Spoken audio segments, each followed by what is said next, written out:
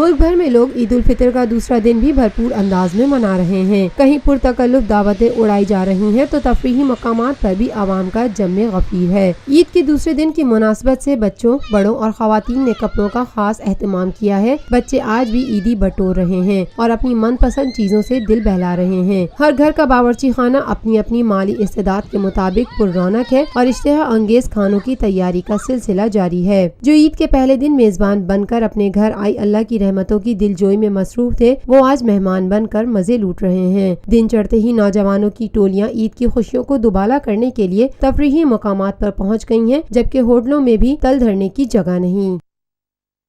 Lotus Lake Towers, a groundbreaking endeavor by Lotus Properties.